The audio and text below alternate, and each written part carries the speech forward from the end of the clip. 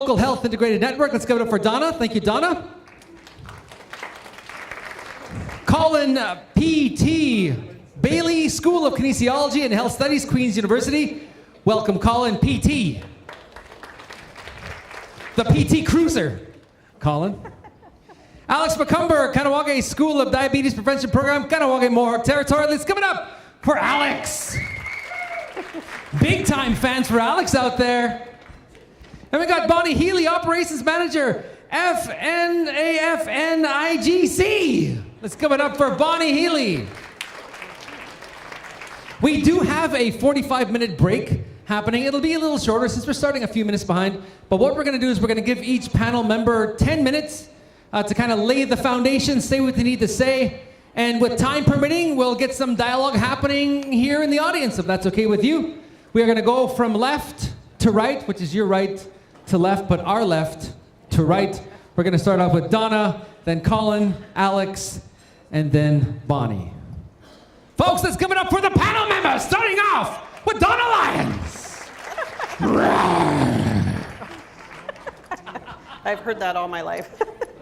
Sorry. Good afternoon, everyone.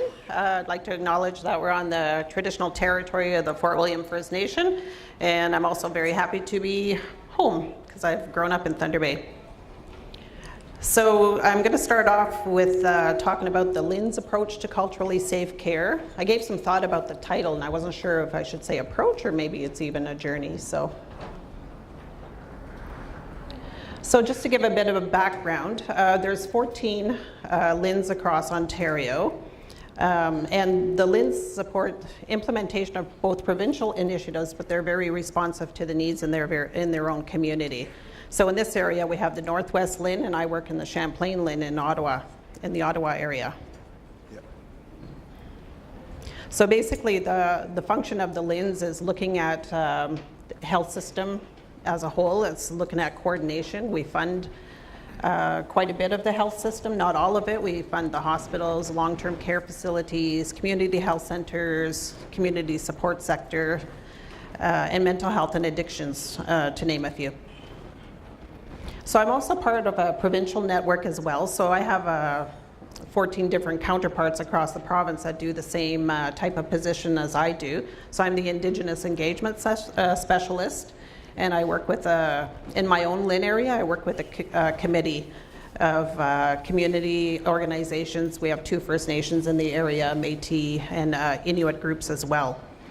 But provincially, we come together as a network, and we have a community of practice, so we share information, find out what each other are doing, because each LHIN area is very different and very unique. So we don't all do the same thing. Some of our priorities this year, we just got our work plan approved, is looking at strengthening relationships with Indigenous communities and organizations. So there's a lot of things going on in the Ontario health system right now. We've got the Patients First initiative going on, so that's a big transformation of our health system. And we also have a lot of things going on in the Indigenous communities. There's been quite a few announcements in terms of huge funding announcements. The First Nations Ontario Health Plan, Action Plan, as well as the Truth and Reconciliation. We just got a recent apology from Premier Wynne. Primary care, all the LHINs are going through the sub-region planning process, so there's going to be smaller hubs within each LHIN area, so we want to make sure that Indigenous people are engaged throughout the province in that process. Cultural safety, that's what my presentation is on today, which is why it's highlighted in blue. And population health, so we're looking at health equity as well to see what we can do collectively as LHINs for the Indigenous population. So what I'm here to talk about today is the SANIAS online Indigenous Cultural Safety Training. So this was developed in British Columbia by the Provincial Health Services Authority, and it's been adapted for Ontario.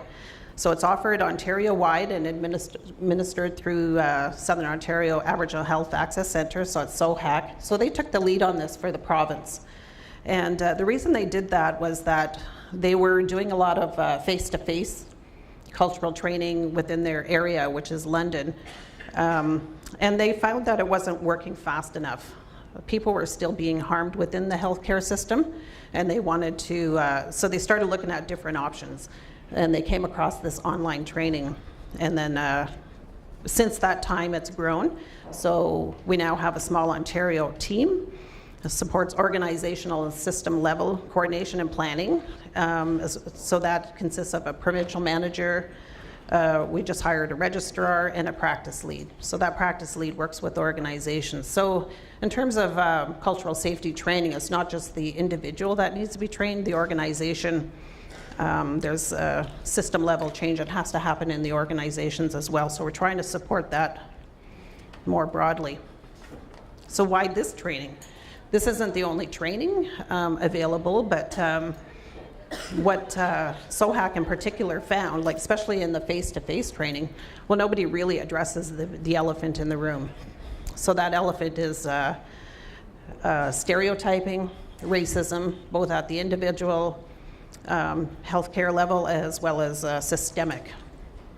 So there's a need to uproot that colonial stereotypes that affect access to health and health outcomes for Indigenous people.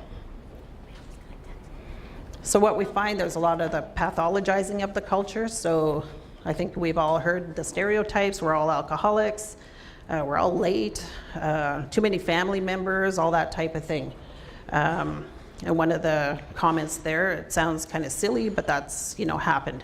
I work in acute care, maternity setting. When I first began my MAT training, I was told that you could always tell when a Native is fully dilated as their top lip perspires. So they're looking more at the top lip rather than the patient as a whole. Even in our area, we have one situation that was reported to the health center there in one of the hospitals. The nurse was telling the doctor, well, we have a Honda here. So they call us Hondas. That means hyper intensive, obese, Native, diabetic, and addicted. So just makes my blood boil when I think about that situation. We're also treated like we're not fully human, so we're dehumanized a lot in the healthcare system. We're not deserving of care, we're inferior. All of those same stereotypes, we need to be saved. And the quote, I had a senior obstetrics resident tell me, the best thing for Canada would be if Native people stopped reproducing. How often do we hear that? There's also a denial of colonization and racism, and we hear that a lot too. Residential schools are closed, treaties are being negotiated, Harper apologized, the Truth and Reconciliation.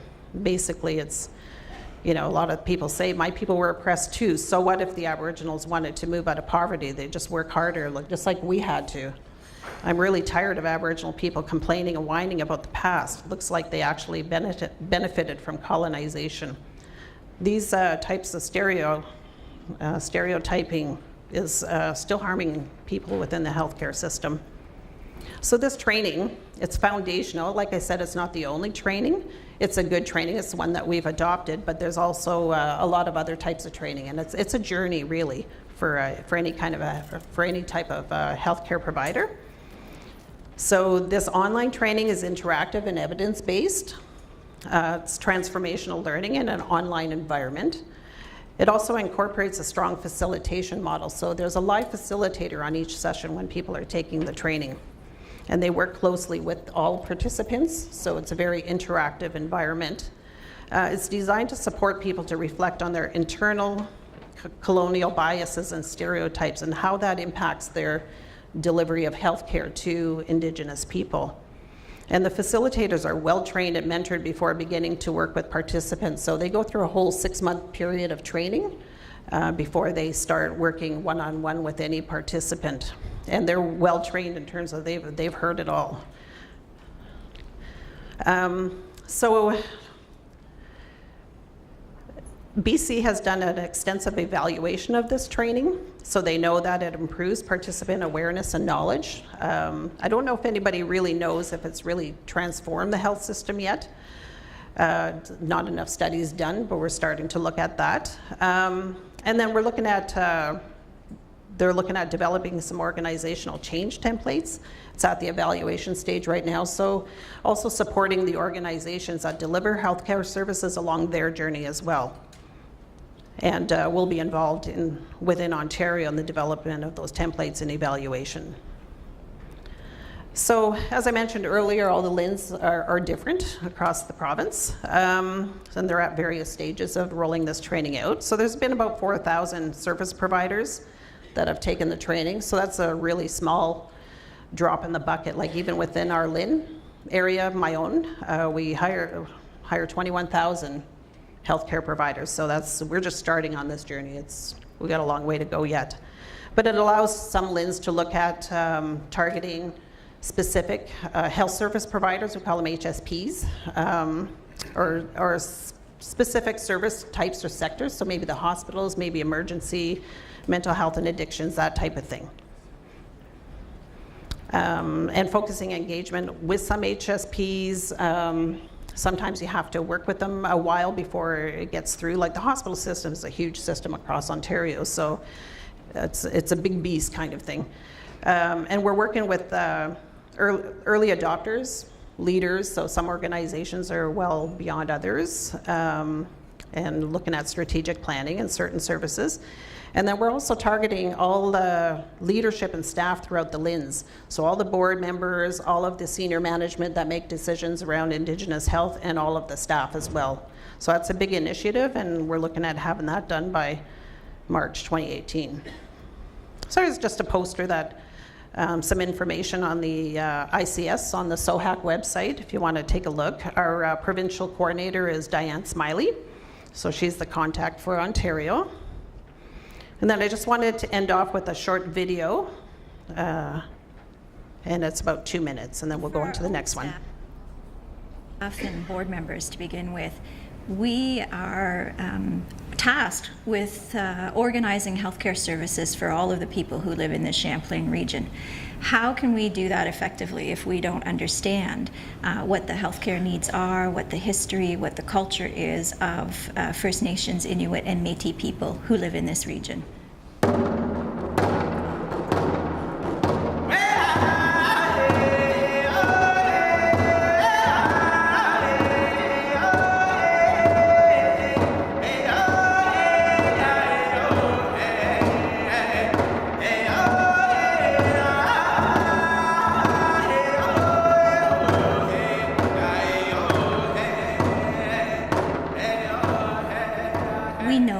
Sadly, today, Indigenous people who use healthcare services in our region don't always get the best experience. They face stereotypes, they face health professionals who sometimes make assumptions about them because they don't know. As for how they treat you, a lot of times when I've seen the number of doctors over the years, I always get asked, I always get presumed that I'm diabetic because I'm overweight and I'm Native. So it's just automatic that I'm that, right? And I'm not. I also get looked at, like I was sleeping in there, and you get treated like as if you were drunk, and I'm not that either. I think that the Indigenous cultural competency training will help to improve the continuum of care in which the Aboriginal people are actually utilizing. And coming here has been humbling in the fact that I realize how much deeper the story is and how we in day-to-day speech and actions are actually engaged in biased behavior without even thinking about it. So I think the impact of this training on my practice personally is mostly about developing relationships with clients that are very collaborative and using all of the tips that are presented in the training on how to develop those relationships and to make sure that healthcare encounters with Indigenous clients are actually positive and not more traumatizing. Many of them have had that their whole lives and it has gone very badly, and the clients that we're seeing are the clients that are the ultimate example of how badly colonialism has impacted Indigenous people. And so we're really hoping that by taking this training, people will further their understanding and will be really able to enter into a positive working relationship with people who are seeking help.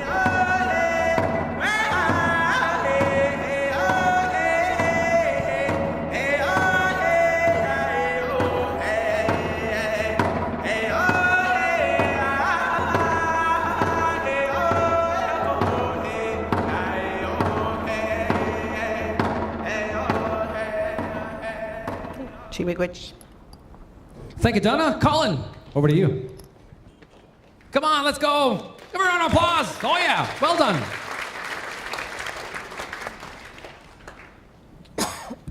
So just before I begin, I want to acknowledge the traditional territories of the Anishinaabe peoples that we've been able to gather on for this meeting today. And before I present as well, I wanted to acknowledge an important teacher and mentor in my